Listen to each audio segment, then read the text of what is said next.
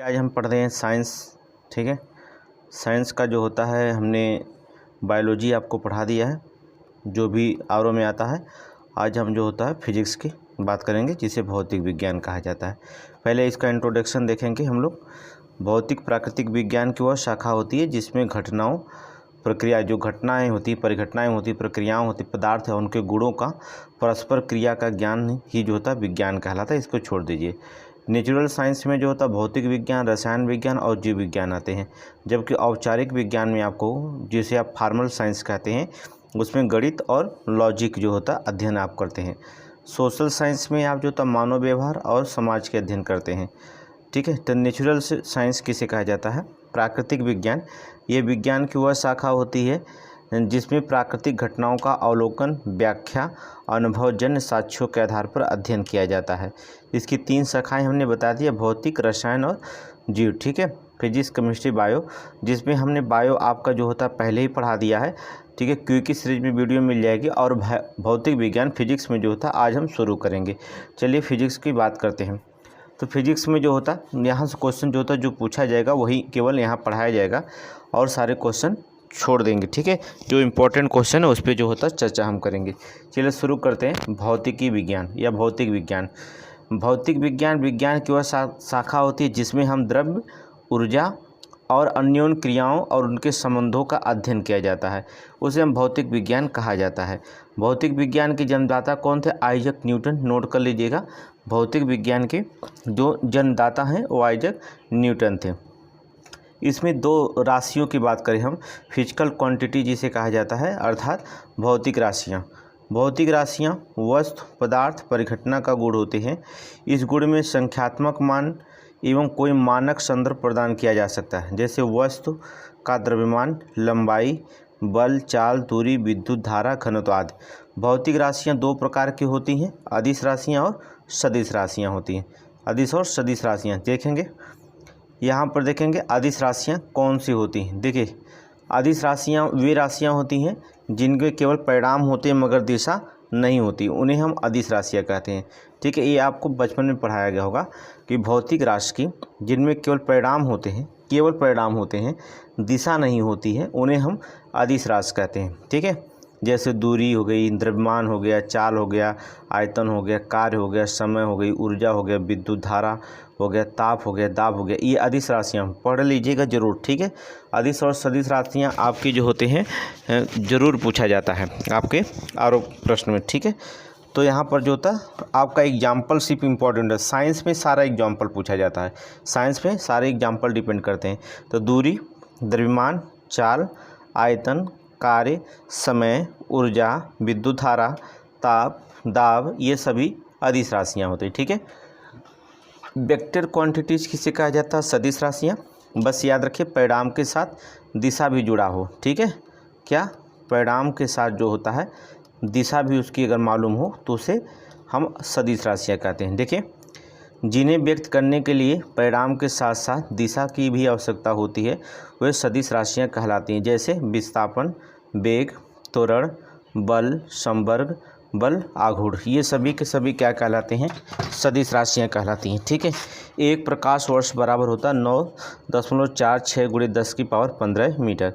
ठीक है, और एक पारसेक बराबर होता है 3.08 × 10⁻16 मीटर। ठीक है, अब देखेंगे ये एग्जाम्पल आप याद रखिएगा, अदिश राशि और सदिश राशि। एक बार देख लीजिए, दूरी, चाल, शक्ति, ऊर्जा, लंबाई, क्षेत्रफल, आयतन, द्रव्यमान, घनत्व, तापमान, कार्य, विद्युत धारा, दाब, ये सभी अदिश राशियाँ हैं। विस्थापन, वेग, बल, त्वरण, वजन, भार, विद्युत धारा, क्षेत्र, चुंबकीय क्षेत्र, विद्युत तीव्रता, विद्युत धारा, घनत्व, ये सभी सदिश राशियाँ कहलाती हैं। ठीक है, आगे देखेंगे। भौतिक राशियों के 2 अन्य रूप में वर्गीकृत किया जा सकता है। पहला, मूल राशियाँ, फंडामेंटल क्वांटिटीज। वह भौतिक राशि जो अन्य भौतिक क्रियाओं से स्वतंत्र हो वह मूल राशियाँ होती, जैसे दूरी, लंबाई, समय, द्रव्यमान आदि। ठीक है, विद्युत और व्युत्पन्न राशियाँ, वह भौतिक राशि जो एक या एक से अधिक मूल राशियों पर निर्भर जो होता है निर्भरता ही व्युत्पन्न करती हैं, जैसे चाल, दूरी और समय पर निर्भर होती है। ठीक है, आगे देखेंगे यांत्रिक, मोशन किसे कहें? मशीन देखेंगे, यांत्रिक। पहले मोशन गति देखेंगे, ये परिभाषाएं देख लेंगे, इसके बाद जो होता है रखेंगे। यदि किसी वस्तु, नोट करेंगे, यदि किसी वस्तु की स्थिति किसी स्थिर वस्तु के सापेक्ष एक समान में बदली रही हो तो वस्तु की गति कहलाती है। दूरी किसे कहा जाता है? देखिए, वस्तु द्वारा किसी समय अंतराल में तय की गई मार्ग की लंबाई को हम दूरी कहते हैं। परिभाषाएं आपसे पूछा जाता है। विस्थापन किसे कहा जाता है? देखिए, अंतिम और प्रारंभिक स्थिति के बीच न्यूनतम दूरी को हम विस्थापन कहते हैं। ठीक है, न्यूनतम दूरी को हम विस्थापन कहते हैं। चाल किसे कहा जाता है? स्पीड। कोई वस्तु एकांक समय में जितनी दूरी तय करती है उसकी चाल कहलाती है। ठीक है, कोई वस्तु जो होता है जितने समय में जो होता है जितनी दूरी, एकांक समय में जितनी दूरी तय कर ले वो चाल कहलाती है। ये अदिश राशियाँ सदिश राशियाँ आप जानते हैं। चाल बराबर दूरी बटा समय अंतराल होता है, ये आप जानते हैं। देखिए, ये परिभाषाएं इसलिए बता रहे हैं क्योंकि आपको जो था कथन और कारण आने वाला है, 3 कथन पूछने वाला है। देखिए, यूपीएससी एग्जाम में अब 2 कथन हटा करके 3 कथन पूछ रहा है। अब थोड़ी पेपर कठिन है क्योंकि यूपीएससी की तरह ही बनाएगा पेपर, हमें पता है। आगे चलें। वेग, इसमें परिणाम और दिशा दोनों होते हैं। एकांक समय में जो होता है जितनी विस्थापित होती है उसे उस वस्तु का वेग कहते हैं। ठीक है, इसका सदिश राशि, इसका मात्रक मीटर प्रति सेकेंड होता है वेग का। ठीक है, वेग जो होता है v से प्रदर्शित करते, वेग बराबर विस्थापन बटा समय अंतराल। औसत किसे कहा जाता है? औसत चाल, किसी वस्तु द्वारा किसी समय अंतराल में तय की गई दूरी उस समय अंतराल के अनुपात को उस वस्तु का औसत चाल कहा जाता है। औसत चाल बराबर तय की गई कुल दूरी और दूरी में लगा कुल समय। ठीक है, नोट कर लीजिए। वेग किसे कहा जाता? बस 2-3 परिभाषाएं हैं बस, और इसके बाद नहीं है। वेग, एवरेज वेलोसिटी, वस्तु के कुल विस्थापन कुल समय के अनुपात को उस वस्तु का वेग कहते हैं। वस्तु के कुल विस्थापन कुल समय के अनुपात को उस वस्तु का वेग कहते हैं। वेग बराबर विस्थापन बटा कुल समय। सापेक्ष वेग किसे कहा जाता है? Relative velocity. रिलेटिव वेलोसिटी किसे कहा जाता है? किसी वस्तु के सापेक्ष वेग दूसरे वेग के सापेक्ष विस्थापन में परिवर्तन की दर होती है। उदाहरण, किसी वस्तु, नोट करेंगे, किसी वस्तु ए का वस्तु बी के सापेक्ष यह जो होता है यह वह वेग होती है जिस वेग में से वस्तु बी से देखने पर वस्तु ए चलती हुई प्रतीत होती है। ठीक है, वस्तु चलती हुई प्रतीत होती, उसे सापेक्ष वेग कहा जाता है, रिलेटिव वेलोसिटी कहा जाता है। त्वरण बहुत इंपॉर्टेंट है। ठीक है, त्वरण जो होता है बहुत इंपॉर्टेंट क्वेश्चन है। त्वरण ये बहुत इंपॉर्टेंट। त्वरण, किसी वस्तु के वेग परिवर्तन के दर को उस वस्तु का त्वरण कहते हैं। इसका मात्रक मीटर प्रति सेकंड स्क्वायर होता है। ठीक है, यदि समय के साथ वस्तु का वेग बढ़ रहा है तो त्वरण धनात्मक होगा। समय के साथ वेग अगर बढ़ता चला जाए तो वस्तु धनात्मक होगा। समय के साथ अगर वेग घट रहा है तो वस्तु क्या करेगी? त्वरण ऋणात्मक होगा। इसे मंदन कहते हैं। क्या कहते हैं? मंदन कहते हैं। त्वरण बराबर वेग परिवर्तन बटे समय अंतराल। ठीक है, आगे देखेंगे। राशि और मात्रक। ठीक है, ये स्क्रीनशॉट मान लीजिए। राशि और मात्रक, आपको ये क्वेश्चन तो आना ही आना है, इसलिए जो होता है मिलान करने के लिए आएगा, इसलिए आपको पढ़ना ही पढ़ना होगा। ठीक है, क्योंकि एक क्वेश्चन मिलान करने के लिए आता है। ठीक है, विद्युत धारिता का फैराडे, विद्युत प्रतिरोध का ओम, विद्युत चुंबकीय फ्लक्स का वेबर, ये याद रखना। विद्युत आवेश का कूलाम, ये बहुत इंपॉर्टेंट होता है। पृष्ठ तनाव का न्यूटन मीटर। ठीक है, कोणीय वेग भी पूछा गया है, रेडियन प्रति सेकंड होता है, इसका पूछा गया है, तो अब स्क्रीनशॉट मान लीजिए। ठीक है, तरंग दैर्घ्य का स्ट्रॉन्ग, प्रदीप्त घनत्व का लक्ष्य, ठीक है, जो कठिन है उसको आवे, बल का न्यूटन, दाब का पास्कल, ये तो बहुत पहले, प्रकाश दूरी का प्रकाश वर्ष, ये तो आप जानते करते हैं। तो कुछ इसमें जो होते हैं 2-4 जो होता है, जैसे ऊष्मागतिकी तब केल्विन, ज्योत तीव्रता कैंडिला, कोण का रेडियन, और कोणीय वेग का जो होता है रेडियन प्रति सेकंड होता है।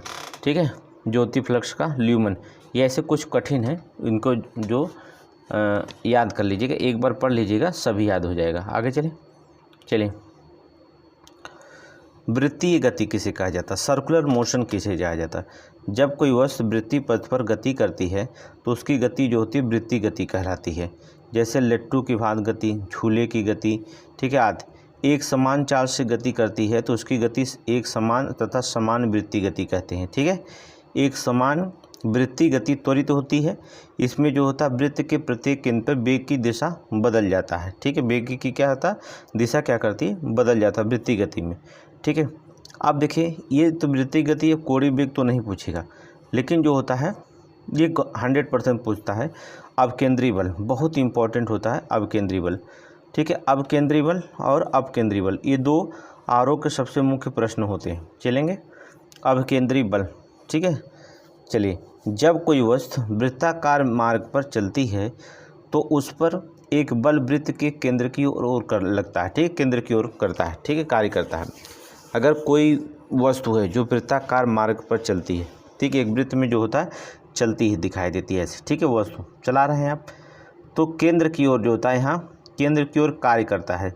इस बल को जो होता है, जो केंद्र की ओर कार्य करता है, इस बल को जो होता है आप अपकेंद्री बल कहते हैं। बस याद रखिएगा, आप ध्यान से रखेंगे। क्या है, सूर्य के चारों ओर ग्रहों की गति, ग्रहों के चारों ओर उपग्रहों की गति गुरुत्वाकर्षण बल आवश्यक जो होता है, गुरुत्वाकर्षण बल जो लगता है वो आवश्यक बल अपकेंद्री बल प्रदान करता है। ठीक है, अपकेंद्री बल जो होता है प्रदान करता है। अपकेंद्री बल के द्वारा सूर्य के चारों ओर जो होता है ग्रहों की गति लगाते हैं। ग्रहों की गति जो तो उपग्रह लगाते हैं वो भी आवश्यक अपकेंद्री बल लगता है। ठीक है, अपकेंद्री बल जो होता है प्राप्त करने के लिए साइकिल सवार मोड़ जो होता है अंदर की ओर झुक जाता है। याद रखिएगा, इसलिए वो गिर नहीं पाता। अपकेंद्री बल अगर उसको चाहिए तो जो साइकिल सवार होता है वृत्त के जो होता है अंदर की मोड़ जो होता है वो जब घूमता है तो वो अंदर की ओर जो होता है झुक जाता है, जिससे अपकेंद्री बल प्राप्त हो जाता है। आवश्यक अपकेंद्री बल प्रदान करने के लिए घुमावदार रेलवे ट्रैक जो होता है, घुमावदार सड़कें जो होता है एक तरफ झुकी हुई और उठी हुई होती हैं। देख रहे हैं ना, एक तरफ क्या होती है, झुकी हुई और उठी हुई होती है। किस लिए, अपकेंद्री बल प्रदान करने के लिए।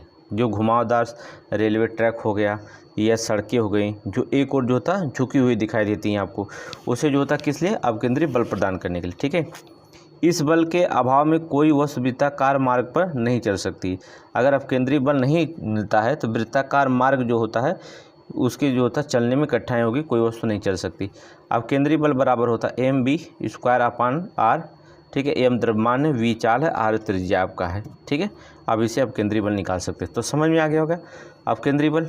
ठीक है, आगे देखेंगे अपकेंद्री बल। नेक्स्ट क्या है, सेंट्रीफ्यूगल फोर्स। किसी गोलाकार पथ पर तीव्रता की गति करने पर वस्तु जो था केंद्र से बाहर की ओर लगने वाले बल को जो होता है अपकेंद्री बल कहते हैं। अगर अब क्या करेंगे, अंदर की ओर लगेगा तो अपकेंद्री बल, अब बाहर की ओर लगेगा तो कौन बल कहलाएगा, अर्थात अपकेंद्री बल कहलाएगा। ठीक है, इसकी दिशा अपकेंद्री बल के विपरीत दिशा में होती है। जैसे दूध से मक्खन निकालने के लिए जो होता मशीन, कपड़ा सुखाने की मशीन। देखिए, दूध से मक्खन निकालते मठनी जो लगता है ना, एक जगह घुमाते हैं तो बाहर की ओर जो होता है दूध जो होता है, देखते हैं बाहर की तरफ जो होता है जिस दूध को मसते हैं फिर मक्खन निकालते हैं तो उसमें बाहर की तरफ जो होता है बल लग रहा है। देख रहे हैं, तो बाहर की तरफ जब बल लगता है तभी उसे हम क्या कहते हैं, अब केंद्रीय बल। तो ये दूध का मक्खन निकालने की मशीन, कपड़ा सुखाने की मशीन, ये सब क्या है, अपकेंद्री बल पर काम करता है। तो आरओ में ही क्वेश्चन पूछा गया था, दूध से मक्खन निकालने की प्रक्रिया कहते हैं कौन से बल लगता है, ये बल लगता है कौन सा, अर्थात अपकेंद्री बल लगता है। नोट कर लीजिएगा, अपकेंद्री बल लगता है। आगे चलें, नेक्स्ट बहुत इंपॉर्टेंट है, न्यूटन के गति के विषयक नियम और उनका अनुप्रयोग। यहाँ से क्वेश्चन बहुत इंपॉर्टेंट है। सर आइजैक न्यूटन का नाम सुने होंगे। गैलीलियो के बाद वस्तुओं की गति के विषय का अध्ययन 1686 में 3 नियम प्रतिपादित किए थे सर आइजैक न्यूटन ने। गैलीलियो के बाद वस्तुओं की, पहले गैलीलियो ने दिया था, ठीक है, उसके बाद सर आइजैक न्यूटन ने 1686 में 3 नियम प्रतिपादन किए थे। 3 नियम जो होता प्रतिपादन किए थे। चलेंगे, पहला देखिए, प्रथम नियम, यदि कोई वस्तु विरामावस्था में है तो विरामावस्था में रहेगी। यदि एक समान चाल से चल रही है तो एक समान चाल से चलती रहेगी जब तक कोई वह बाह्य बल ना लगाया जाए। इस नियम को गैलीलियो का नियम कहा जाता है या जड़त्व का नियम कहा जाता है। प्रथम नियम यही कहता है, देखिए प्रथम नियम यही कहता है कि यदि कोई वस्तु विरामावस्था में है तो विरामावस्था में रहेगी, एक समान चाल से चल रही है तो एक समान चाल से चलती रहेगी। जब तक उस पर कोई बाह्य बल नहीं लगाया जाता, कोई बाहरी बल नहीं लगाया जाता है, ठीक है, ना लगाया जाए, तब तो खो जो होता है उसी समान गति से कार्य करती रहेगी। लेकिन ये नियम किसने दिया था? गैलीलियो का नियम कहा जाता है। इसे हम जड़त्व का नियम भी कह सकते हैं। क्या कह सकते हैं? जड़त्व का नियम। हमने आपसे बताया कि एग्जाम्पल सबसे बड़ी चीज़ मानी जाती है, ठीक है, एग्जाम्पल पूछा जाता है सबसे ज़्यादा। अब थोड़ा सा देखेंगे। प्रथम नियम किस पे आधारित होता है? जड़त्व के नियम पर, ठीक है। द्रव्यमान जितना अधिक होता है वस्तु में जड़त्व अर्थात बल की विरोध करने की प्रवृत्ति क्षमता जो होता है उतना ही अधिक होती, ठीक है।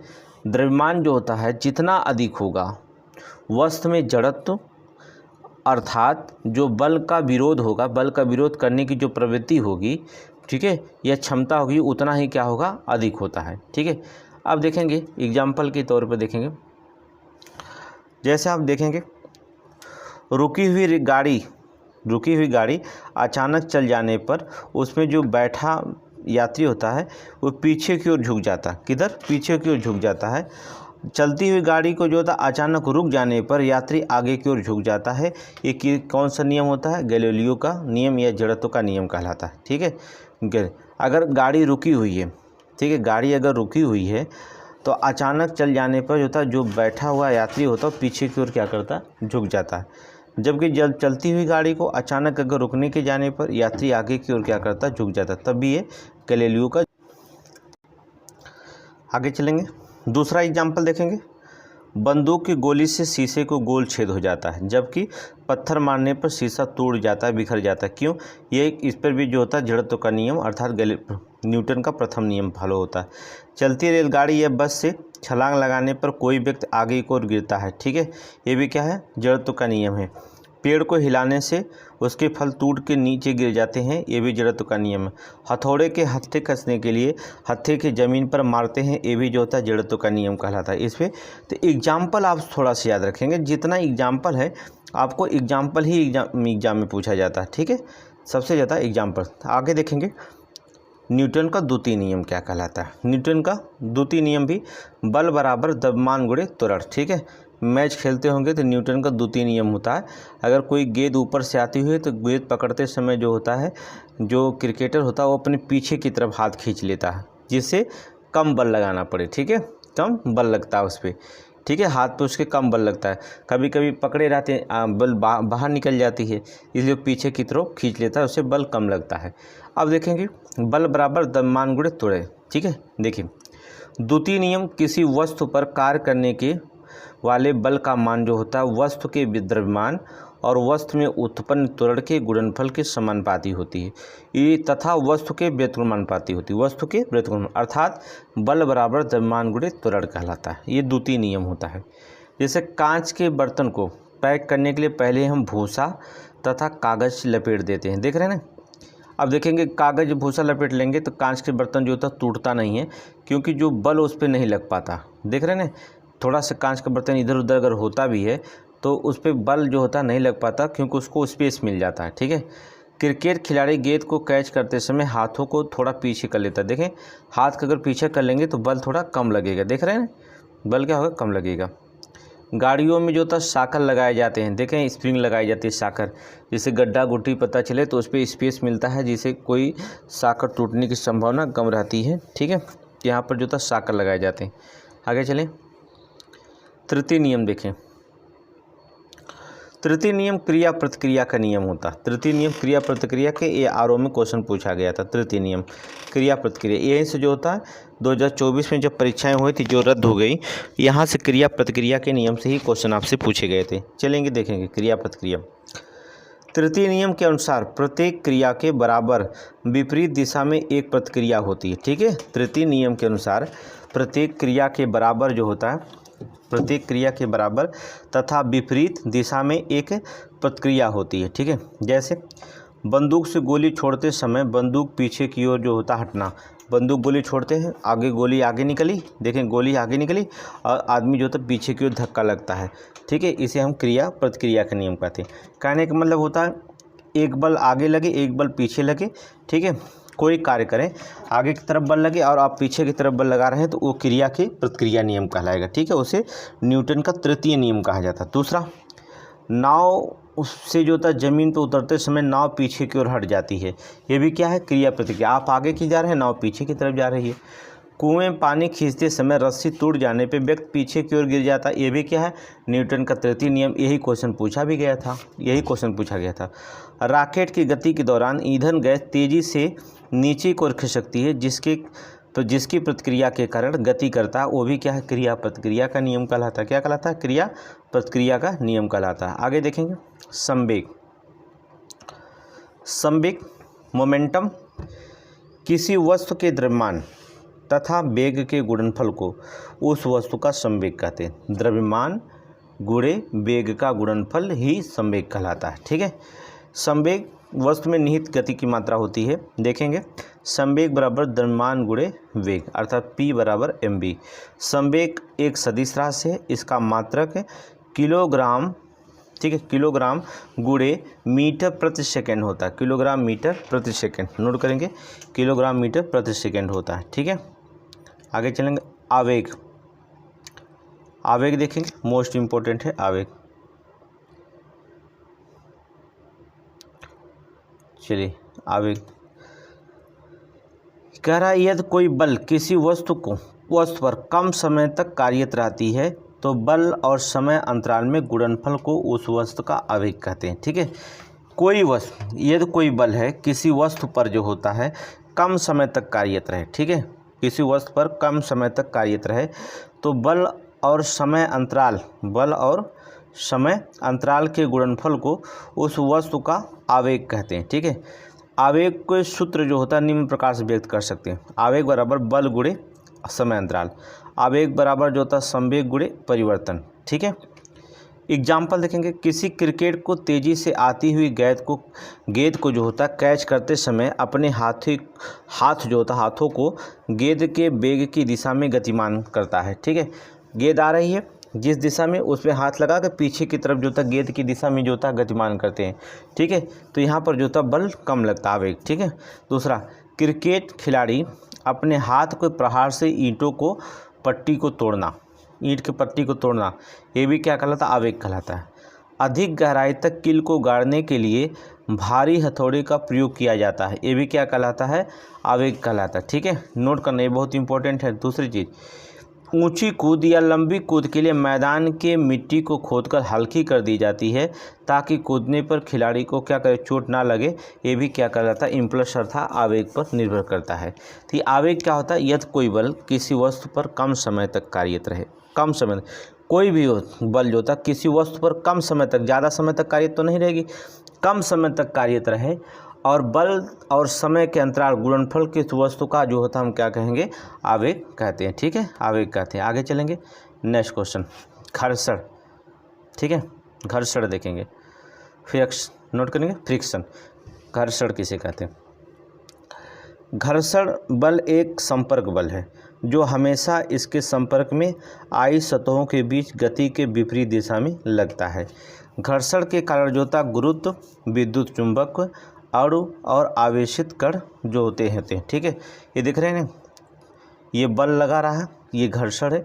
यहाँ जो बल लग रहा है यही क्या कर रहा है, गति करने पर यही बल जो लगता है घर्षण। किसी वस्तु पर आप मेज पे कोई चीज़ रखें और उसे क्या करें, धक्का दें, तो जो नीचे की तरफ बल लगता है यही के बल क्या कहलाता है, घर्षण बल कहलाता है। ठीक है, घर्षण बल जो होता है वह विरोधी बल है जो दो सतहों के बीच होने वाले आपेक्षिक गतियों का विरोध करता है। ठीक है, अगर बल लगाएंगे तो रोकने का जो कार्य करता है वही क्या कहलाता है, घर्षण बल कहलाता है। ठीक है, घर्षण बल संपर्क के स्थित सतहों की प्रकृति पर निर्भर करता है।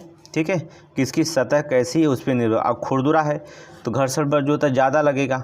अगर जो होता है एकदम प्लेन है, जैसे टाइल्स लगा है संगमरमर, उस पर किसी व्यक्ति को नचा देते हैं, घुमा देते हैं, उस पर घर्षण बल क्या करता है, कम लगता है।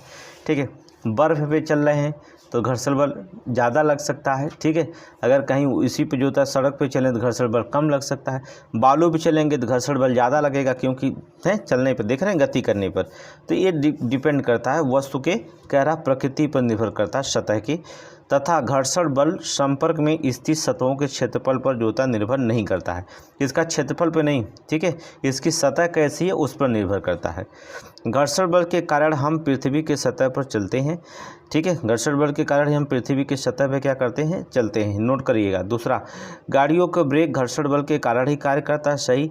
घर्षण बल जो होता है स्वतः समायोज्य होता है, बल होता है, सही, ठीक है। ये तीनों एग्जाम्पल नोट कर लेंगे, ठीक है, घर्षण बल का। आगे देखेंगे घर्षण बल को कम करने की विधियाँ क्या क्या हैं, मोस्ट इम्पॉर्टेंट। स्नेहक का प्रयोग करके, उदाहरण जैसे तेल और ग्रीस लगा करके, ठीक है। बाल वायरिंग का प्रयोग करके, ठीक है। साबुन के घोल का प्रयोग करके, सही है। पाउडर का प्रयोग करके, इसे जो होता है घर्षण बल को कम करने की विधियाँ, कम किया जा सकता है। नोट करिए, घर्षण बल को कम करने की विधियाँ होती है, ठीक है। स्नेहक का प्रयोग करके, उदाहरण जो होता है तेल या ग्रीस का प्रयोग करके, बाल बेयरिंग का प्रयोग करके, ठीक है, साबुन के घोल का प्रयोग करके, पाउडर का प्रयोग करके, इसे जो होता है घर्षण बल की जो विधियाँ कम की जा सकती हैं। आगे चलें, कार्य, वर्क, मोस्ट इम्पॉर्टेंट ये भी है। वर्क सामान्य भाषा में कार्य का अर्थ होता है किसी क्रिया के संपादन से होता है, जैसे हल चलाना, लकड़ी काटना, पढ़ना लिखना, ये क्या है, कार्य कहलाता है। कार्य बल और बल की दिशा में वस्तु का विस्थापन के गुणनफल के बराबर होती है, अर्थात कार्य बराबर बल गुणे बल की दिशा का विस्थापन, ठीक है। धनात्मक कार्य क्या होता है, इसका मात्रक जूल याद रखिएगा, ठीक है। धनात्मक कार्य पॉजिटिव वर्क डन क्या होता है, यदि बल विस्थापन के समांतर हो तो कार्य धनात्मक होता है। नोट करेंगे, यदि बल विस्थापन के समांतर हो तो कार्य क्या होगा, धनात्मक होगा। जैसे जब घोड़ा समतल सड़क पर गाड़ी को खींचता है तथा जब कोई वस्तु स्वतंत्र रूप से गुरुत्व के अधीन गिरती है तब उसे क्या कहलाते हैं, धनात्मक कार्य कहलाते हैं, ठीक है, धनात्मक कार्य कहलाते हैं। दूसरा, ऋणात्मक वर्क अर्थात नेगेटिव वर्क डन किसे कहा जाता, यदि बल विस्थापन के विपरीत हो तो कार्य जो होता है ऋणात्मक होता है, ठीक है। यदि बल विस्थापन के विपरीत हो तो कार्य क्या होगा, ऋणात्मक हो। उदाहरण के लिए, जब कोई वस्तु एक खुरदुरी सतह पर फिसलती है, ठीक है, याद रखना, जब बल विस्थापन के विपरीत हो तो कार्य क्या होगा, विस्थापन के विपरीत हो। जिधर विस्थापन हो उसके विपरीत बल लग रहा हो तो कार्य ऋणात्मक हो जाएगा। जैसे कोई वस्तु खुरदुरी सतह पर फिसलती है तो उसे रोकने का कार्य करती है, ठीक है। जैसे खुरदुरी है तो आगे बढ़ेंगे, तो आगे बढ़ने पे कोई वस्तु आगे बढ़ेंगे तो खुरदुरी तो जाने में समय लगेगा, इसका मतलब ये विरोध कर रही है, इसका मतलब कार्य क्या है, ऋणात्मक होती है, फिसलती, ठीक है। आगे देखेंगे शून्य कार्य किसे कहा जाता है, छोड़ दीजिए वो शून्य वर्ग। आगे जाइए, सरल मशीन, बहुत इंपॉर्टेंट क्वेश्चन है आरओ के लिए, ठीक है, आरओ के लिए सरल मशीन, ठीक है, बहुत इंपॉर्टेंट क्वेश्चन है। सरल मशीन एक ऐसी युक्ति होती है जिसमें किसी सुविधाजनक बिंदु पर बल लगाकर किसी अन्य बिंदु पर रखे हुए भार को उठाया जाता है, ठीक है। मोनोछुआ देख रहे हैं, जिसे कहते हैं योगी बाबा का बुलडोजर, देख रहे हैं, सरल मशीन है वो योगी बाबा का, ठीक है। तो क्या रहा, क्या सुविधाजनक बिंदु पर बल लगाकर किसी अन्य बिंदु पर रखे भार को उठाया जाता है। यह बल आघूर्ण सिद्धांत पर कार्य करता है। सरल मशीन किस पे, बल आघूर्ण सिद्धांत पर कार्य करता है, जो कक्षा 9 या 10 में आप पढ़े होंगे। तो इसमें भी देखेंगे, जैसे उत्तोलक देख लेंगे आप, ठीक है, घिरनी आप देखे होंगे, ठीक है, आनत ताल देखे होंगे या स्क्रू जैक देखे होंगे, ये सभी इसमें अंदर आते हैं सिंपल मशीन के अंतर्गत। तो इसमें भी आप रखेंगे, ठीक है। घिरनी वगैरह देखते होंगे, जैसे कोई गाड़ी उठाना होता है, जैसे आप क्रेन जिसे कह सकते हैं, क्रेन जो होता है, ठीक है, ये भी सरल मशीन पर कार्य करती है।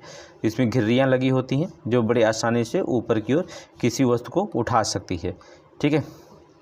और देखेंगे इसमें सरल मशीन में क्या रखेंगे, कैंची रख दीजिए, ठीक है, प्लायर्स रख दीजिए, सिंडासी रख दीजिए, शीशा झूला रख दीजिए, साइकिल के ब्रेक रख दीजिए, हैंड पंप प्रथम श्रेणी के उत्तोलक। नोट करेंगे, ये सभी जो होते हैं प्रथम श्रेणी के उत्तोलक होते हैं, ये भी बहुत ज़रूरी होता है। प्रथम, द्वितीय श्रेणी और तृतीय श्रेणी। द्वितीय श्रेणी के उत्तोलक में कौन आते हैं, जैसे सरौता, नींबू निचोड़ने की मशीन, कूड़ा ढोने की मशीन, ये द्वितीय उत्तोलक। नोट कर लीजिए, बहुत इंपॉर्टेंट है। अभी मशीन के बारे में हम बताएंगे। इसमें चिमटा हो गया, किसान का हल हो गया, ठीक है, मनुष्य का हाथ हो गया, ये सभी तृतीय श्रेणी के उत्तोलक होते हैं। तो नोट करें, कैंची, फ्लावर्स या इसे हम कहते हैं प्लायर्स, या सिंडासी या शीशा झूला, साइकिल के ब्रेक, हैंड पंप, ये प्रथम श्रेणी के उत्तोलक होंगे, ठीक है। सरौता, नींबू निचोड़ने की मशीन, कूड़ा ढोने की मशीन, ये द्वितीय श्रेणी के उत्तोलक होंगे। चिमटा, किसान का हल, मनुष्य का हाथ, ये तृतीय श्रेणी के होते हैं। ठीक है, तृतीय श्रेणी के उत्तोलक। तो ये है प्रथम, द्वितीय, तृतीय, यहाँ से भी क्वेश्चन आरओ में लिया गया था। आगे चलेंगे, देखेंगे। अभी यहाँ पर देख लीजिए एग्जाम्पल लिखा गया है। ठीक है, मशीन की दक्षता, इफिशियंसी ऑफ मशीन। ठीक है, किसी मशीन को दी गई ऊर्जा या मशीन द्वारा तय की गई कार्य के अनुपात को जो होता है मशीन की दक्षता कहते हैं। ठीक है, मशीन की दक्षता देखेंगे, वेग में परिवर्तन बटे समय अंतराल गुणे 100। ठीक है, गुणा कर दीजिएगा, याद हो जाएगा। शक्ति से भी क्वेश्चन पूछा गया था, पावर से। कार्य करने की दर को शक्ति कहते हैं। माना कोई व्यक्ति जो होता टी समय में W कार्य करता है, तो उस व्यक्ति की जो होता शक्ति का मान निम्न हो सकता है। क्या शक्ति? देखिए, एक अदिश राशि है, इसका मात्रक वाट होता है। नोट कर लेंगे, शक्ति का मात्रक जो होता वाट होता है। शक्ति बराबर नोट करेंगे W/T। W क्या है? वर्क है, T समय है। 1 वाट सेकेंड बराबर 1 जूल के, बहुत इंपॉर्टेंट है। 1 वाट घंटा बराबर 3600 जूल के। 1 किलोवाट घंटा बराबर 3 नोट करेंगे 3.6 × 10⁻6 जूल होता है। एक अश्व शक्ति बराबर 746 वाट के। ठीक है, एक अश्व शक्ति किसी मशीन द्वारा स्थानांतरित की गई हार्स पावर अर्थात अश्व शक्ति के रूप में व्यक्त की जाती है। ये बहुत इंपॉर्टेंट है, इसको याद रखिएगा। ठीक है, 1 किलोवाट घंटा 3 × 10⁻6 जूल होता है। ठीक है, एक अश्व शक्ति बराबर 746 जूल के होता है, ये भी इंपॉर्टेंट रखेंगे आप। ठीक है, अगर 1 जूल पूछ दिया, 1 जूल प्रति सेकंड की ऊर्जा खपत कितनी होती है, तो 1 वाट कहा जाता है, ये भी इंपॉर्टेंट रखेंगे। ठीक है, आगे चलेंगे, नेक्स्ट देखेंगे एनर्जी। पावर के बाद एनर्जी देखेंगे, जिसे ऊर्जा कहते हैं। किसी वस्तु के कार्य करने की क्षमता को उस वस्तु का एनर्जी कहा जाता है या ऊर्जा कहते हैं। ठीक है, किसी वस्तु की कार्य करने की क्षमता को उस वस्तु की ऊर्जा कहते हैं। देखिए, ऊर्जा आपका अदिश राशि है, इसका मात्रक जूल होता है, आप जानते हैं। ठीक है, जैसे आप देखेंगे गिरता हुआ हथौड़ा, चलती हुई बंदूक की गोली, ये क्या होती? एनर्जी कहलाती। ठीक है, इसका देखेंगे CGS पद्धति में जो होता ऊर्जा का मात्रक अर्घ होता, ये कभी कभी पूछा जाता है। MKS पद्धति, CGS पद्धति में। ठीक है, या SI पद्धति में आप कर सकते हैं। देखिए, MKS और SI पद्धति में ऊर्जा का मात्रक तो जूल होगा, लेकिन अगर कहीं CGS पद्धति पूछ दिया, CGS पद्धति पूछ दिया, तब उसका मात्रक जो होता अर्घ हो जाएगा। ठीक है, ऊर्जा का मात्रक क्या हो जाएगा? अर्घ हो जाएगा। कार्य द्वारा प्राप्त ऊर्जा यांत्रिक ऊर्जा कहलाती है। ये 2 प्रकार की होती है, एक तो होती है काइनेटिक एनर्जी, दूसरा पोटेंशियल एनर्जी। जिसे आप गतिज ऊर्जा कर सकते हैं या आप स्थितिज ऊर्जा कर सकते हैं। ठीक है, कार्य द्वारा प्राप्त ऊर्जा यांत्रिक ऊर्जा कहलाती है। यांत्रिक ऊर्जा 2 प्रकार की होती है, एक तो काइनेटिक एनर्जी होती है, दूसरा पोटेंशियल एनर्जी होती है। काइनेटिक एनर्जी में आप गतिज ऊर्जा डाल सकते हैं, पोटेंशियल एनर्जी में स्थितिज ऊर्जा होती है। अब गतिज ऊर्जा और स्थितिज ऊर्जा के क्या मायने रखे जाते हैं, देखेंगे। काइनेटिक एनर्जी क्या होती है? ठीक है, हेडिंग डालेंगे काइनेटिक एनर्जी। किसी वस्तु की उसकी गति के कारण कार्य करने की जो क्षमता होती है, उसे हम वस्तु की गतिज ऊर्जा या काइनेटिक एनर्जी कहते हैं। देख लेंगे इसमें, किसी वस्तु में उसकी गति के कारण कार्य करने की जो क्षमता होती है, उसे उस वस्तु की काइनेटिक एनर्जी कहते हैं। उदाहरण में, यदि 5 किलोग्राम द्रव्यमान की वस्तु 2 मीटर प्रति सेकंड से वेग से चल रही है, तो उसकी गतिज ऊर्जा कितनी मानी जाएगी? ठीक है, अर्थात काइनेटिक एनर्जी कितनी होगी? तो 1/2 × 5 × 2 × 2 = 10 जूल हो जाएगा। ठीक है, या आप लिख सकते हैं काइनेटिक एनर्जी बराबर 1/2 mv²। या mv² नहीं लिख सकते हैं तो = लिख लीजिए p²/2m, तो बहुत लंबा बदलने में हो जाएगा, इसलिए 1/2 mv² ही सही है। ठीक है, m क्या है? द्रव्यमान है, मॉस है। वेग जो होता है वेग वेक्टर p अर्थात संवेग हो जाएगा। ठीक है, वस्तु की गतिज ऊर्जा को पवन चक्की को चलाने में काम आता है। नोट करेंगे एग्जाम्पल। ठीक है, गतिज ऊर्जा, पवन चक्की चलती है। गतिज ऊर्जा के कारण बंदूक की गोली का लक्ष्य जो होता है धंस जाते हैं, ये भी रखेंगे। ये किसके कारण? गतिज ऊर्जा का, काइनेटिक एनर्जी। आगे देखेंगे पोटेंशियल एनर्जी क्या होती है। पोटेंशियल एनर्जी किसी वस्तु में उसकी विशेष स्थिति के कारण कार्य करने की क्षमता उसकी स्थितिज ऊर्जा कहलाती है। जैसे तनी हुई स्प्रिंग या कमानी की ऊर्जा या घड़ी की चाबी में जो होता संचित ऊर्जा स्थितिज ऊर्जा कहलाती है। एग्जाम्पल इसका याद करिएगा, ये आरओ के लिए, समीक्षा अधिकारी के लिए मोस्ट इंपॉर्टेंट है। तनी हुई स्प्रिंग कौन सी एनर्जी होती है? पोटेंशियल। ठीक है। कमानी की ऊर्जा कौन सी होती है? पोटेंशियल एनर्जी अर्थात स्थितिज ऊर्जा। घड़ी के जो होता है चाबी में संचित ऊर्जा कौन सी होती है? ये क्वेश्चन पूछा गया, घड़ी की चाबी में जो होता है कौन सी एनर्जी होती है? Potential energy. ठीक है, ये क्वेश्चन बार बार आपसे पूछा जाता है, तो ये बहुत 4 स्टार का सवाल हो जाता है, ये कई बार यहाँ से क्वेश्चन पूछा जाता है। गुरुत्व बल के विरुद्ध संचित ऊर्जा जो होता व्यंजक होती है। ठीक है, गुरुत्व बल के विरुद्ध इस संचित स्थितिज ऊर्जा व्यंजक होती है। देखेंगे ऊर्जा संरक्षण का नियम, हेडिंग डालेंगे law of conservation of energy. Law of conservation of energy, ऊर्जा संरक्षण का नियम क्या होता है?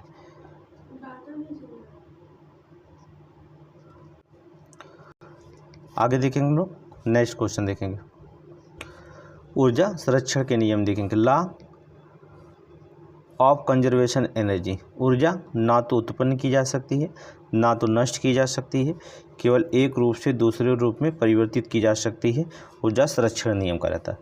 जितनी ऊर्जा लुप्त होती है उतनी ऊर्जा अन्य रूपों में प्रकट होती है। नोट करेंगे, जितनी ऊर्जा लुप्त होगी उतना ही ऊर्जा जो होती अन्य रूपों में प्रकट होती है। जितनी आपकी एनर्जी लुप्त हो जाती है उतनी एनर्जी आपको दूसरे रूप में प्रकट हो जाती है। ऊर्जा रूपांतरण के एग्जाम्पल में बहुत इंपॉर्टेंट क्वेश्चन देखा जाएगा। चलेंगे नेक्स्ट क्वेश्चन,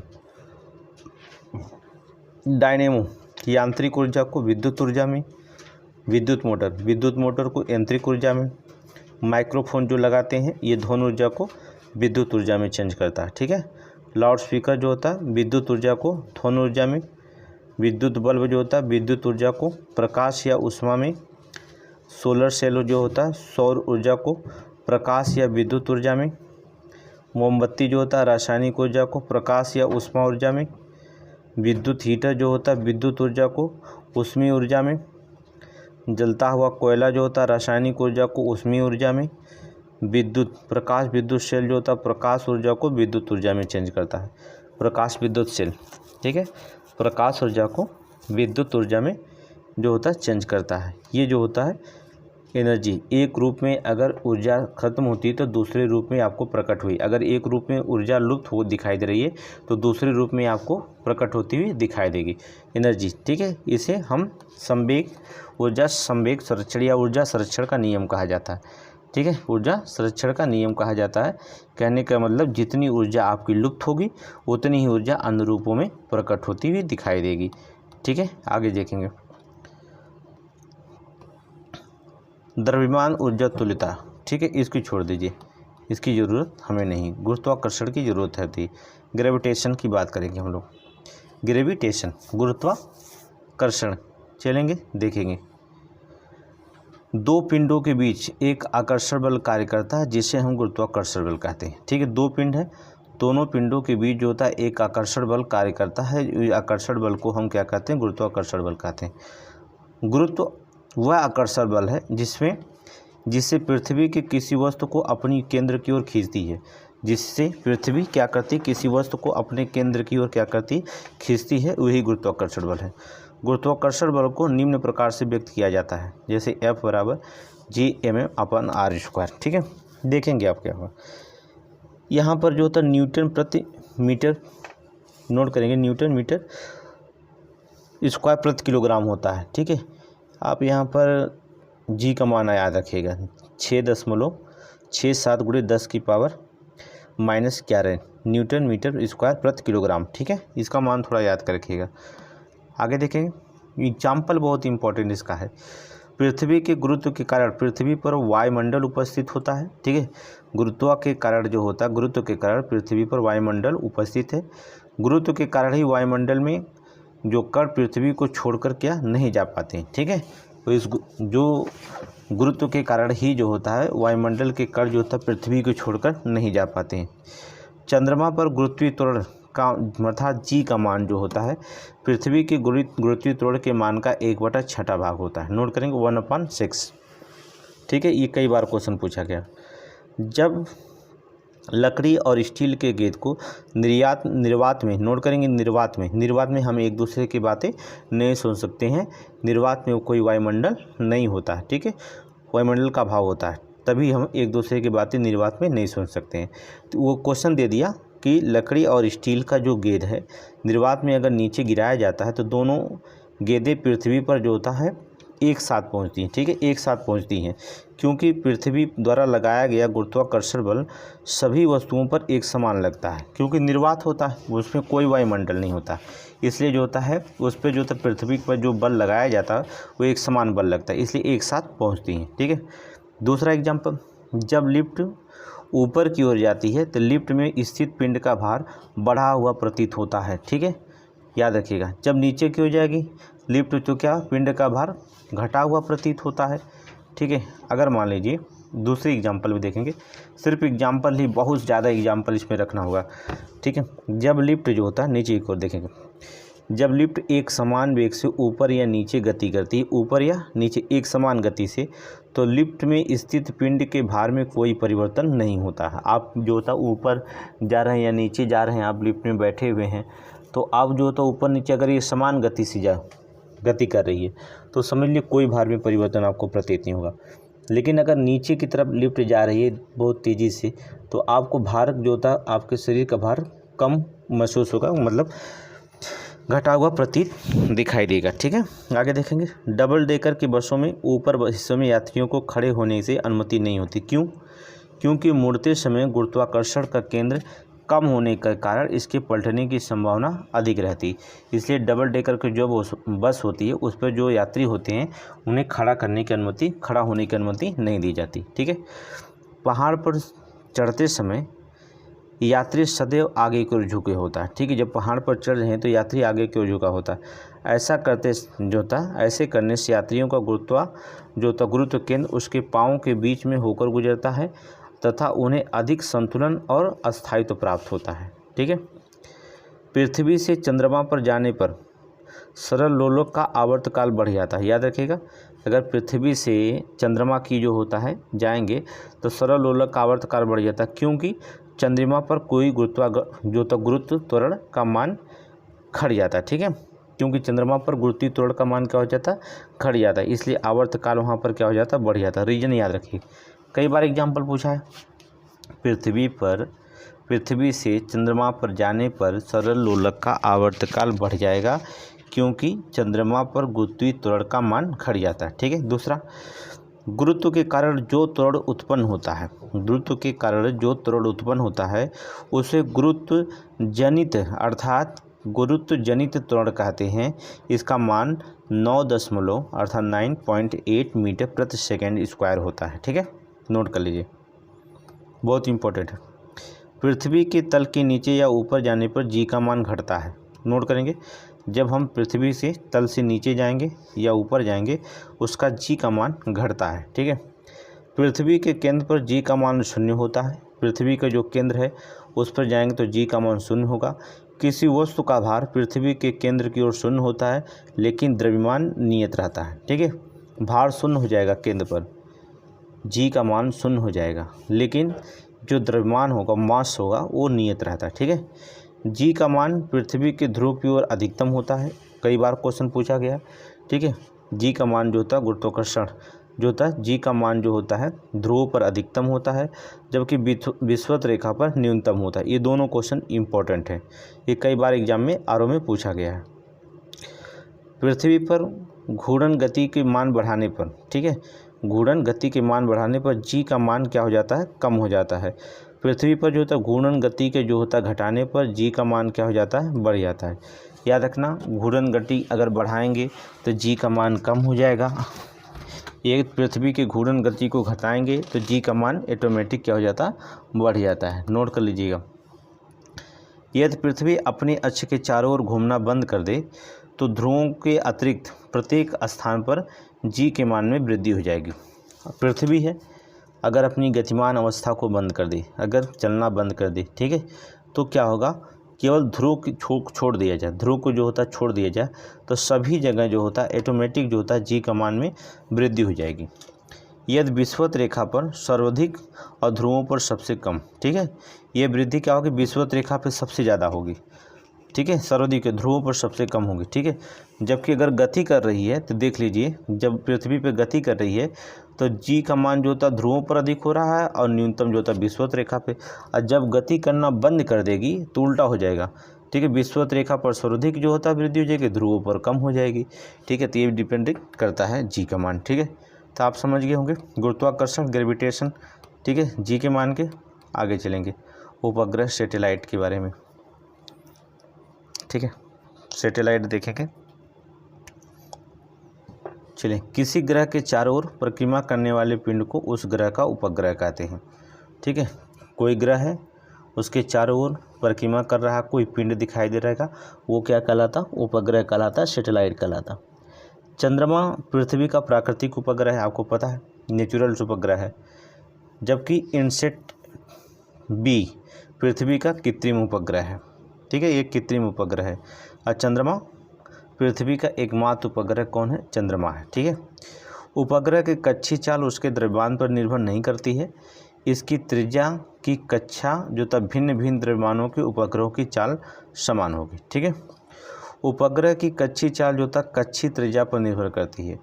पृथ्वी तल से के अतिरिक्त निकट चलकर लगने वाले उपग्रह के जो तक कक्षीय चाल लगभग 7.9 या 8 किलोमीटर प्रति सेकंड होती है। ठीक है, 7.9 या 8 किलोमीटर प्रति सेकंड होती है, जो भी इसमें होगा। ठीक है, पृथ्वी के अति निकट चक्कर लगाने वाले उपग्रह का परिक्रमण काल जो होता है 84 मिनट का होता है। नोट कर लेंगे, पृथ्वी के अति निकट जो चक्कर लगाने वाले उपग्रह का जो परिक्रमण काल पूछा जाता है तो 84 मिनट होता है। नोट कर लीजिएगा, क्वेश्चन पूछा जाएगा, बहुत इंपॉर्टेंट है। 84 मिनट ये क्वेश्चन पूछा गया है। ठीक है, पीसीएस में कि जो तो किसी एग्जाम में, यूपी SSC के एग्जाम में पूछा गया था। भू अस्थायी उपग्रह का तल जो होता लगभग 36,000 किलोमीटर की ऊंचाई पर रहकर पृथ्वी का परिक्रमण काल करता है। ठीक है, आगे देखेंगे हम लोग। भू अस्थायी उपग्रह अक्ष के लंबवत तल से पश्चिम से पूर्व की ओर पृथ्वी पर परिक्रमण करता है तथा इसका परिक्रमण काल पृथ्वी के परिक्रमण काल का 24 घंटे के बराबर होता है। परिक्रमण काल अर्थात 24 घंटे के बराबर होता है। ठीक है, भूतुल्य, नोट करेंगे, भूतुल्यकालिक कक्षा में संचार उपग्रह स्थापित करने की संभावना सबसे पहले आर्थर सी क्लार्क ने व्यक्त किया था। ठीक है, भूतुल्यकालिक कक्षा में संचार उपग्रह स्थापित करने की संभावना सबसे पहले किसके अंदर थी, आर्थर सी क्लार्क ने व्यक्त किया था। तुल्यकारी उपग्रह का उपयोग रेडियो प्रसारण, नोट करेंगे, तुल्यकारी उपग्रह का उपयोग रेडियो प्रसारण, मौसम संबंधी भविष्यवाणियों के लिए किया जाता है। मौसम संबंधी भविष्यवाणियों के लिए किया जाता है। ठीक है, पृथ्वी अपनी धुरी पर पश्चिम से पूर्व की ओर, नोट करेंगे, घूर्णन करती है। सूर्य एवं तारा, नोट करेंगे, इससे सूर्य और तारा जो था पूरब से पश्चिम की ओर घूमते नजर आते हैं। ठीक है, सूर्य और तारे जो होता पूर्व से, देखिए जो पृथ्वी होती है वो पश्चिम से पूर्व की ओर घूमती है, ये आपको पता है, सभी ग्रह घूमती है। ठीक है, 2 ग्रह छोड़ के, तो पश्चिम से जो होता है पूर्व की ओर घूमती, घूर्णन करती है। जबकि जो तो सूर्य और तारे जो होते हैं वो पूरब से जो होता है पश्चिम की ओर जो होते हैं घूमते हुए नज़र आते हैं। ठीक है, इसी के कारण आगे देखेंगे। वेलोसिटी बहुत इंपॉर्टेंट क्वेश्चन है, वेलोसिटी भी, इस तरंग सबसे ज़्यादा इंपॉर्टेंट होती है वेव। वेलोसिटी देख लेंगे। पलायन वेग, पलायन वेग वह न्यूनतम वेग है जिससे किसी पिंड को पृथ्वी की सतह से ऊपर की ओर फेंके जाने पर वह गुरुत्वीय क्षेत्र को पार कर जाता है तथा कभी वापस नहीं आता है। इसका मान पृथ्वी तल पर जो होता है 11.2 किलोमीटर प्रति सेकंड होता है। नोट कर लेंगे, इसका मान पृथ्वी तल पर जो होता है 11.2 किलोमीटर प्रति सेकंड होता है। ठीक है, पलायन वेग जो होता है कक्षीय वेग का √2 गुना होता है। चंद्रमा पर पलायन वेग जो होता है 2 नोट करेंगे, चंद्रमा पर पलायन वेग 2.38 किलोमीटर प्रति सेकंड है, जिसके कारण वहाँ वायुमंडल का अभाव होता है। जिसके कारण वहाँ वायुमंडल का अभाव होता है। चंद्रमा पर पलायन वेग जो होता है 2.38 किलोमीटर प्रति सेकंड के कारण जो होता है वहाँ पर वायुमंडल का अभाव पाया जाता है। नोट कर लेना, वहाँ वायुमंडल नहीं पाया जाता, तो हम चंद्रमा पर जो होता है एक दूसरे की बात सुन नहीं सकते हैं। ठीक है, वायुमंडल का अभाव हो तो एक दूसरे की बातें सुने नहीं जा सकती। ठीक है। तरंग वेव बहुत इंपॉर्टेंट है। तरंग वह विक्षोभ है जो ऊर्जा एक स्थान से दूसरे स्थान तक संचरण करता है। क्या करता है? संचरण करता है। तरंग जो होता है वह विक्षोभ है जो ऊर्जा का एक स्थान से दूसरे स्थान तक जो होता है संचरण करता है। ठीक है। तरंगें सामान्यतः दो प्रकार की होती है, एक तो यांत्रिक तरंग होती है, दूसरी विद्युत चुंबकीय तरंग होती है। यांत्रिक तरंग को हम दो भागों में बांट करके अध्ययन कर सकते हैं, एक अनुदैर्ध्य तरंग देंगे, दूसरा अनुप्रस्थ तरंग करेंगे। ठीक है। एक अनुदैर्ध्य तरंग होती है, दूसरा अनुप्रस्थ तरंगें होती हैं। ठीक है। दो प्रकार से हम तरंगों में रख सकते हैं, नोट कर लेंगे। तो तरंगों के प्रकार में टाइप ऑफ वेव्स, अनुदैर्ध्य तरंग किसे कहा जाता है, थोड़ा से ध्यान रखेंगे। देखिए, अनुदैर्ध्य तरंगे लॉन्गिट्यूडल वेव्स, जब तरंग की गति दिशा के माध्यम के कणों के कंपन करने की दिशा के अनुदिश होती है। ठीक है। जब तरंग की गति दिशा के माध्यम के कणों के कंपन की दिशा के अनुदिश होती हैं तो ऐसी तरंग को अनुदैर्ध्य तरंग कहते हैं। ध्वनि तरंगे अनुदैर्ध्य तरंगे के उदाहरण। ध्वनि तरंगे क्या होती हैं? अनुदैर्ध्य तरंगे होती हैं। ठीक है। अनुप्रस्थ तरंगे ट्रांसवर्स, नोट करेंगे। ट्रांसवर्स वेव किसे कहा जाता है? ट्रांसवर्स वेव किसे कहा जाता है? जब तरंग की गति दिशा के माध्यम के कणों के कंपन करने की दिशा में लंबवत होती है। ठीक है।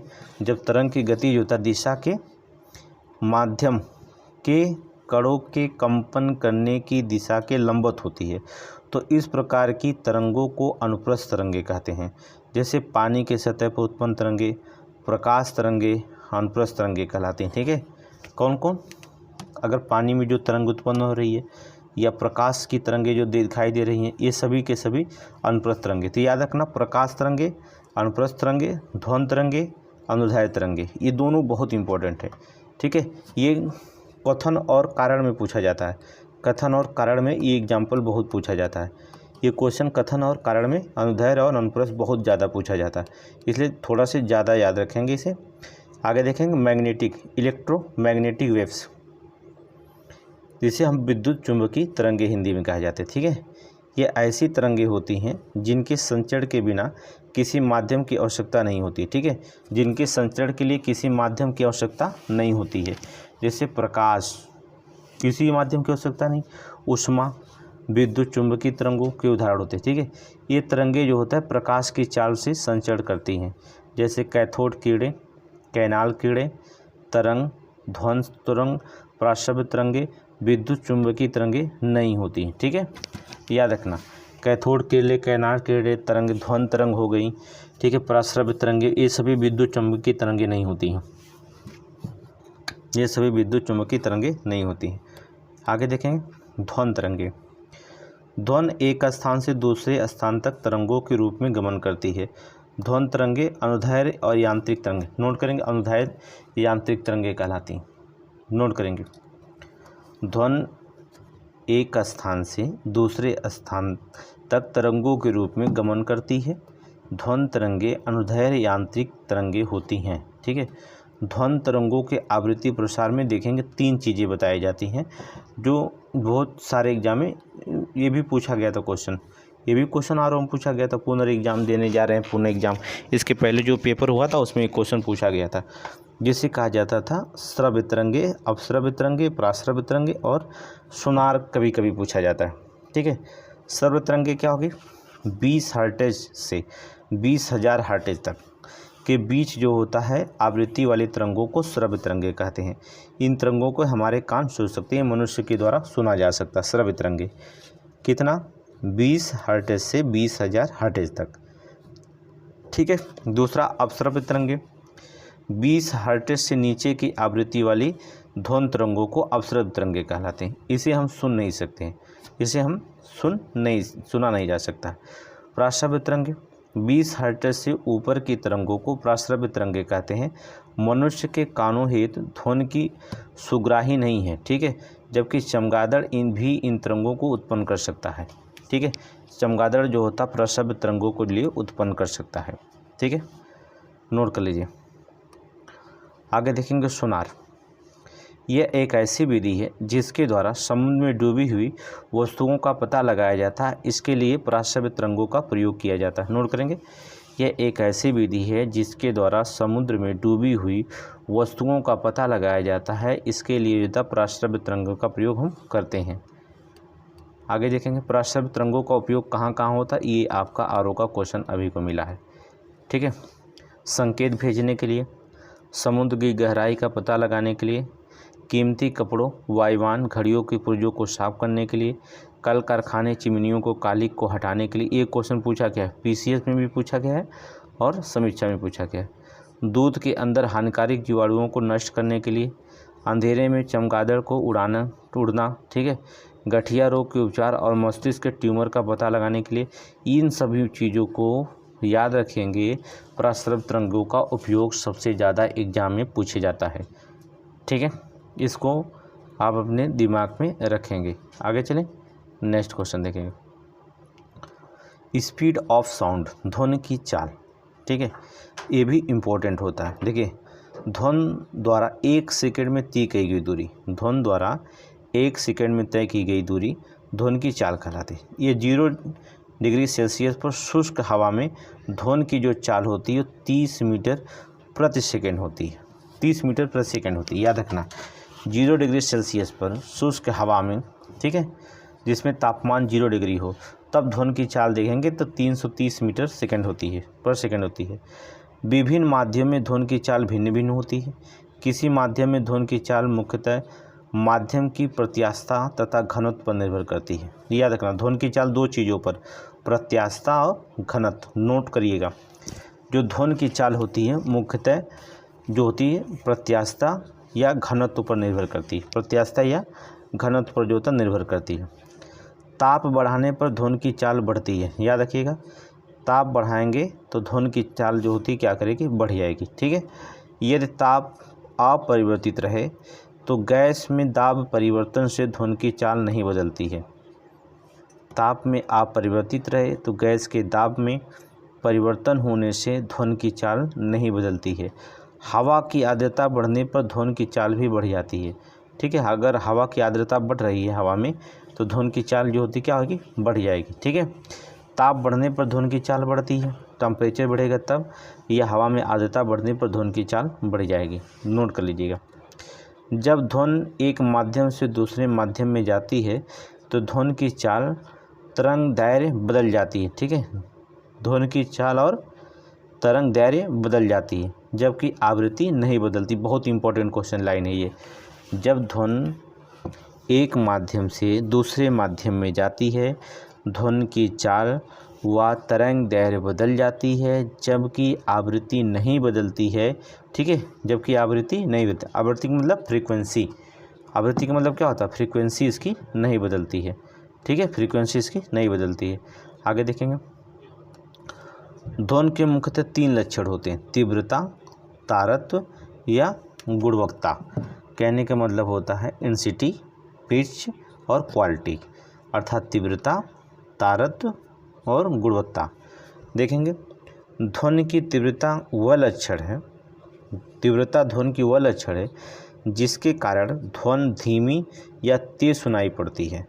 ध्वनि की तीव्रता के स्रोत दूरी के वर्ग के व्युत्क्रमानुपाती, आयाम के अनुक्रमानुपाती, आवृत्ति के अनुक्रमानुपाती, माध्यम घनत्व के अनुक्रमानुपाती होती है। याद रखना, ध्वनि की तीव्रता दूरी के वर्ग के व्युत्क्रमानुपाती होती है, वर्ग के व्युत्क्रमानुपाती, आयाम के वर्ग के अनुक्रमानुपाती, आवृत्ति के वर्ग के आयाम, आवृत्ति, ठीक है, और जो होता माध्यम, इन तीनों के जो होता अनुक्रमानुपाती होती है।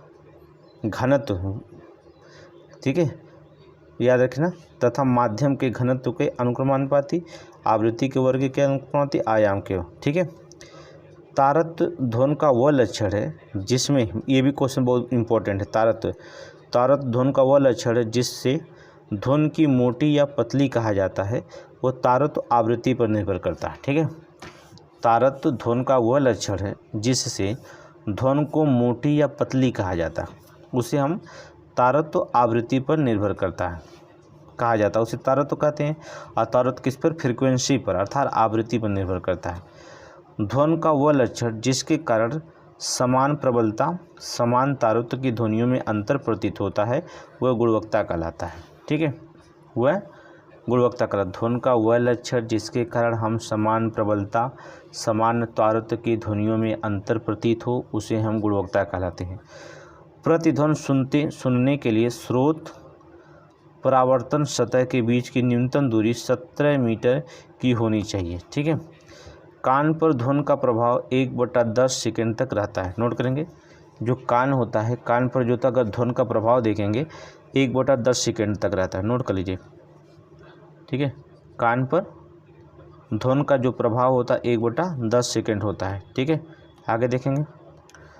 ध्वनि के अपवर्तन के कारण ध्वनि की जो नोट करें, ध्वनि दिन की अपेक्षा रात में अधिक दूरी तक सुनाई पड़ती है। नोट करेंगे, जो ध्वनि का अपवर्तन के कारण जो होता है, ध्वनि जो होता है दिन की अपेक्षा रात में अधिक देर तक अर्थात अधिक दूरी तक सुनाई पड़ती है। चंद्रमा पर वायुमंडल अनुपस्थिति के कारण प्रतिध्वनि सुनाई नहीं देती। हमने बताया वायुमंडल अनुपस्थित है इसलिए जो होता है एक दूसरे की बातें नहीं सुन पाते। ठीक है, इसे कहा जाता है ध्वनि। तारत्व जान गए। अब अगला हेडिंग रेजोनेंस। ये भी क्वेश्चन पूछा गया पीसीएस और समीक्षा में दोनों।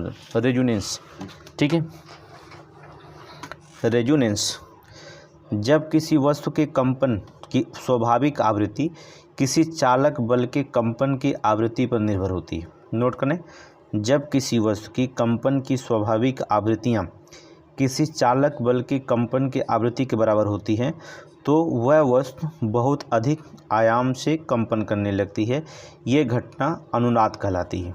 ठीक है, वह वस्तु बहुत अधिक आयाम से कंपन करने लगती है, ये घटना क्या कहलाती है? अनुनाद कहलाती है। नोट कराइए, अनुनाद कहलाती है। ठीक है, मैक नंबर, मैक संख्या, मैक नंबर किसी माध्यम में किसी पिंड की चाल उसी माध्यम में ताप और दाब उन्हीं परिस्थितियों में ध्वनि की चाल के अनुपात उस वस्तु के माध्यम के मैक संख्या कहते हैं। ठीक है, किसी माध्यम में किसी पिंड की चाल हो उसी माध्यम में ताप दाब उन्हीं परिस्थितियों में ध्वनि की चाल के अनुपात हो तो उस वस्तु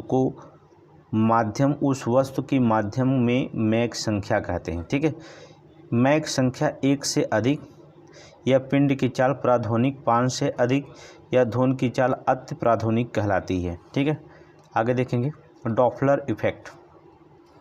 डॉपलर इफेक्ट जब किसी ध्वनि स्रोत या श्रोता के बीच आपेक्षिक गति होती है। जब किसी ध्वनि स्रोत एवं श्रोता के बीच आपेक्षिक गति होती है तो श्रोता को ध्वनि की आवृत्ति उसकी वास्तविक आवृत्ति से अलग सुनाई पड़ती है। इसे ही डॉपलर प्रभाव कहते हैं। नोट करेंगे, तो श्रोता को ध्वनि की आवृत्ति उसकी वास्तविक आवृत्ति से अलग सुनाई पड़ती है तो इसे ही जो होता है डॉपलर प्रभाव कहते हैं। ठीक है, प्रघाती तरंगे। ठीक है, शॉक वेव्स जब कोई वस्तु प्राध्वनि हो जाती है तो अपने पीछे के माध्यम से शंक्वाकार विक्षोभ छोड़ती है। इस विक्षोभ के संचरण को प्रभावी तरंगे कहते हैं। ठीक है, प्रतिबल स्ट्रेस प्रति एकांक क्षेत्र पर लगाए गए बल को प्रतिबल कहते हैं। नोट करेंगे, प्रति एकांक क्षेत्रफल पर लगाए गए बल को प्रतिबल कहते हैं। इसका मात्रक होता है न्यूटन मीटर प्रति या पास्कल। नोट करेंगे, इसका मात्रक न्यूटन प्रति मीटर या पास्कल होता है। नोट करिए। विकृति छोड़ दीजिए। प्रत्यास्थ गुणांक पूछा जाता है कभी कभी, इसको याद रखिएगा। प्रत्यास्थ गुणांक इलास्टिक जो होता है प्रतिबल और विकृति के अनुपात एक नियतांक होता है, इसे हम प्रत्यास्थ गुणांक कहते हैं। क्या प्रतिबल और विकृति जो अनुपात नियतांक हो तो उसे हम प्रत्यास्थ गुणांक कहते हैं। ठीक है, यदि विकृति प्रतिबल अनुदैर्ध्य हो तो प्रत्यास्थ गुणांक को यांग प्रत्यास्थ गुणांक कहते हैं। विकृति और प्रतिबल अनुदैर्ध्य हो तो उसे प्रत्यास्थ गुणांक को यंग प्रत्यास्थ गुणांक कहते हैं। इसका मात्रक पास्कल होता है। इसका मात्रक क्या होता है? पास्कल होता है। दाब या प्रेशर किसी सतह के एकांक क्षेत्रफल पर लगने वाले बल को दाब कहते हैं। नोट करेंगे, किसी सतह के एकांक क्षेत्रफल पर, किसी सतह पर एकांक क्षेत्रफल पर बल लगने वाले, तो या कहते हैं क्षेत्रफल पर लगने वाले बल को हम दाब कहते हैं, अर्थात दाब बराबर बल अपान क्षेत्रफल। इसका मात्रक होता है न्यूटन प्रति मीटर स्क्वायर। दाब का मात्रक होता है न्यूटन। ये क्वेश्चन बहुत इंपॉर्टेंट है आरओ के लिए, पढ़िए। दाब का मात्रक होता है न्यूटन प्रति मीटर स्क्वायर। वायुमंडल में दाब बैरोमीटर से मापा जाता है। वायुमंडल में दाब बैरोमीटर से मापा जाता है। द्रवों में दाब का सूत्र होता है P बराबर HdG होता है, ठीक है। हाइड्रोलिक, नोट करेंगे दाब, hydraulic lift, hydraulic press, hydraulic brake आदि पर जो होता है पास्कल का नियम पर आधारित होता है। नोट करेंगे पास्कल नियम पर आधारित होता है, ठीक है। हाइड्रोलिक लिफ्ट हो गया, हाइड्रोलिक ब्रेक हो गया, हाइड्रोलिक जो होता प्रेस हो गया, ये कौन सा नियम पर आधारित होता है? पास्कल के नियम। पढ़ेंगे हम पास्कल का नियम, लेकिन बहुत इंपॉर्टेंट है ये क्वेश्चन पूछा गया आरओ में, ठीक है। दाब बढ़ने पर पदार्थ का गलनांक बढ़ जाता है। नोट करेंगे, अगर दाब बढ़ाएंगे तो पदार्थ का गलनांक क्या हो जाएगा? बढ़ जाएगा। गर्म करने पर जिन पदार्थों का आयतन घट जाता है, दाब बढ़ाने पर उसका गलनांक भी कम हो जाता है। याद रखना, कोई वस्तु अगर गर्म करेंगे तो उसका पदार्थ का अगर आयतन घटता है, उस वस्तु का पदार्थ जो था अगर उसका आयतन घटता है, तो जाहिर सी बात अगर दाब बढ़ाएंगे तो उसका गलनांक भी क्या हो जाएगा? कम हो जाएगा। सभी द्रव का क्वथनांक दाब घटाने पर बढ़ जाता है, ठीक है। जब द्रव का क्वथनांक दाब घटाने पर जो होता है क्या होगा? बढ़ जाएगा। पृथ्वी की सतह से ऊपर जाने पर वायुमंडल दाब कम हो जाता है। नोट करेंगे, पृथ्वी की सतह से ऊपर जाने पर वायुमंडलीय दाब क्या होता है? कम हो जाता है। पहाड़ों पर खाना बनाने में कठिनाई होती है, ठीक है। आगे देखेंगे, वायुयान में बैठे यात्री फाउंटेन पेन में स्याही रिस जाती है, दाब कम हो जाएगा, स्याही क्या हो जाएगी? रिस जाती है, ठीक है। नमक मिले पानी को क्वथनांक कम होने के कारण भोजन जल्दी पक जाता है, ठीक है। अगर नमक जो होता है, पानी में नमक मिला है, ठीक है, नमक मिले पानी का क्वथनांक अगर कम हो जाता है तो भोजन क्या होगा? जल्दी पक जाता है। 100 डिग्री सेल्सियस से कम ताप पर उबलने लगता है, ठीक है। अधिक ऊंचाई पर कम दाब के कारण वायु की मात्रा कम होती है, जिससे सांस लेने में क्या होती है? कठिनाई होती है। अगर दाब के कारण वायु की मात्रा अगर कम होती है, ठीक है, कम दाब के कारण, ठीक है, दाब अगर कम होगा तो वायु की मात्रा कम हो जाती है, जिससे सांस लेने पर कठिनाई होती है अगर ऊंचाई पर चढ़ रहे हैं। बैरोमीटर का पाठ्यक्रम एक तरफ नीचे गिरता है तो आंधी आने की तूफान होती है, ठीक है। अगर दाब को हम बैरोमीटर से नापते हैं, वायु दाब को, अगर बैरोमीटर का पाठ्यक्रम जो होता है एकाक नीचे गिरता है, एकाक नीचे गिरता है, तो इसे क्या होती है? आंधी आने की संभावना होती है। एक क्वेश्चन दोनों पूछा गया था, देख लीजिए उठाकर पेपर समीक्षा का, ठीक है। बैरोमीटर का पाठ्यक्रम धीरे धीरे जो होता है नीचे गिरता है तो वर्षा होने की संभावना होती है। अगर धीरे धीरे नीचे गिरता है तो वर्षा होने की, और बैरोमीटर का पाठ्यक्रम जब धीरे धीरे ऊपर चढ़ता है तो मौसम साफ हो जाएगा, अर्थात साफ रहने की संभावना। ये तीनों में से क्वेश्चन जो होता पूछा गया था। ये चैप्टर ही बहुत इंपॉर्टेंट है, ठीक है, ये चैप्टर ही इम्पोर्टेंट है। साइंस में जो भी 6-7 क्वेश्चन पूछा जाता है जो इम्पोर्टेंट है उसको बता दिया जाता है। आगे चलेंगे, द्रवों के दाब के नियम देखेंगे। स्थिर द्रव में एक क्षैतिज तल से स्थित बिंदुओं पर दाब समान होता है। स्थिर द्रव में एक क्षैतिज तल में, ठीक है, एक क्षैतिज तल में जो होता है, जो स्थित होते हैं, तो सभी बिंदुओं पर दाब क्या होंगे? समान होंगे, ठीक है। स्थिर द्रव के भीतर किसी बिंदु पर दाब जो होता प्रत्येक दिशा में बराबर होता है।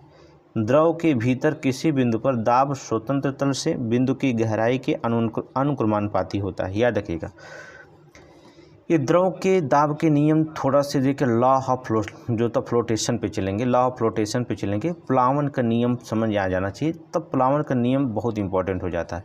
इस पर बहुत सारे एग्जाम्पल आते हैं। संतुलित अवस्था में तैरते पर किसी वस्तु के भार जो होता है बराबर द्रव विस्थापित करती है, ठीक है। जैसे ठोस का गुरुत्व केंद्र अथवा हटाए गए द्रव का गुरुत्व केंद्र दोनों एक ही ऊर्ध्वाधर रेखा में होनी चाहिए, ठीक है। नोट करें, किसी वस्तु का वह बिंदु जहाँ समस्त भार कार्य करता है वो गुरुत्व केंद्र कहलाता है, ठीक है। किसी वस्तु का वह बिंदु जहाँ समस्त भार कार्य करता है उसे हम गुरुत्व केंद्र कहलाते हैं, गुरुत्व केंद्र कहलाते हैं, ठीक है। देखें अगला, देखेंगे आर्किमिडीज का सिद्धांत। देखेंगे आर्किमिडीज का सिद्धांत। अब देखिए आर्किमिडीज का सिद्धांत में थोड़ी से इसको होल्ड कर रहे हैं, क्योंकि इसमें प्रकाश का सिद्धांत में शामिल करेंगे आर्किमिडीज का सिद्धांत में, ठीक है।